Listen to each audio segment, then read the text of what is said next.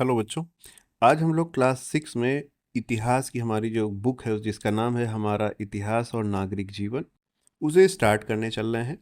तो बच्चों, इतिहास केवल पुरानी कहानियाँ नहीं है, ये हमें हमारे अतीत से जोड़ता है और सिखाता है कि आज के समाज का निर्माण किस प्रकार हुआ और अतीत में जो गलतियां हमने की जिसकी वजह से कोई कठिनाई आई हो, तो उसको हम लोग सीखते हैं कि कैसे उनसे हमें दूर रहना है। पहले ही अध्याय में आपको बताया गया है कि इन चीज़ों के बारे में जो इतिहास में हुई हैं उनकी जानकारी हमें मिलती कैसे है।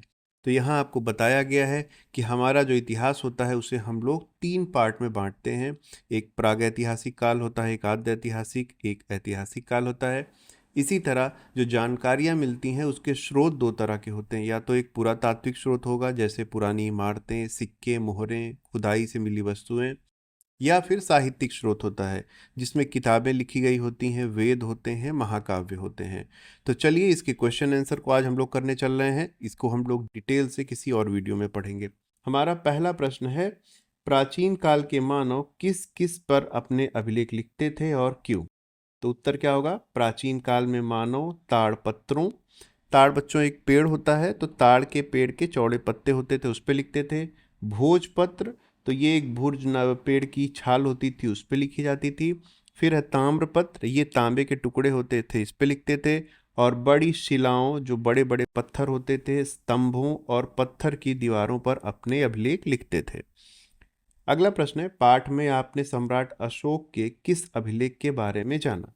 तो इस पाठ में हमें सम्राट अशोक के रुम्मिनदेई अभिलेख के बारे में बताया गया है, जो कि लुम्बिनी, नेपाल से प्राप्त हुआ है। अगला प्रश्न है, इतिहास लेखन में सिक्के एवं अभिलेख किस प्रकार सहायक होते हैं, लिखिए। तो उत्तर में हम लोग देखते हैं सिक्के किस प्रकार से सहायता करते हैं।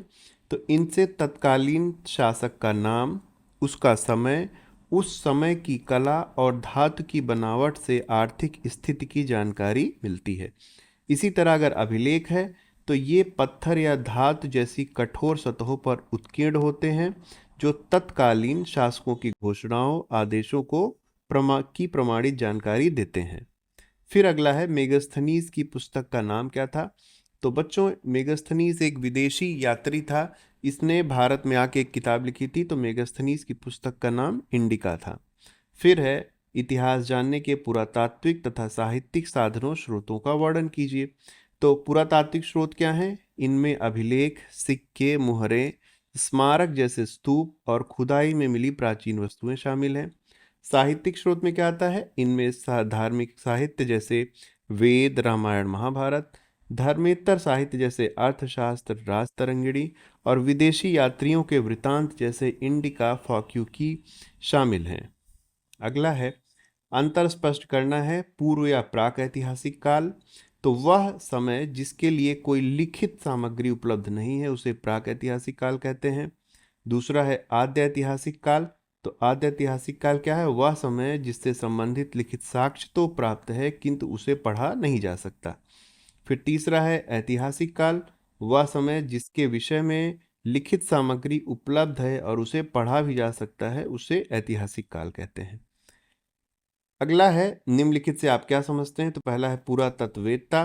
तो प्राचीन काल में मानव द्वारा प्रयोग में लाई गई वस्तुओं और अवशेषों का अध्ययन करने वाले विद्वान को पुरातत्ववेत्ता कहते हैं। नेक्स्ट है इतिहासकार। तो जो व्यक्ति अतीत से प्राप्त तथ्यों और साक्ष्यों के आधार पर बीते समय की जानकारी देते हैं उन्हें इतिहासकार कहते हैं। अगला है, सही कथन का और गलत कथन का निशान लगाना है आपको। तो प्राक या पूर्व इतिहास जानने के लिए हमारे पास लिखित सामग्री है, तो ऐसा नहीं है, तो ये हमारा गलत हो जाएगा। फिर है, प्राचीन काल के मानव कागज पर लिखते थे, तो ये भी गलत है। फिर है, सिक्कों एवं अभिलेखों से भी ऐतिहासिक जानकारी मिलती है, तो ये सही है।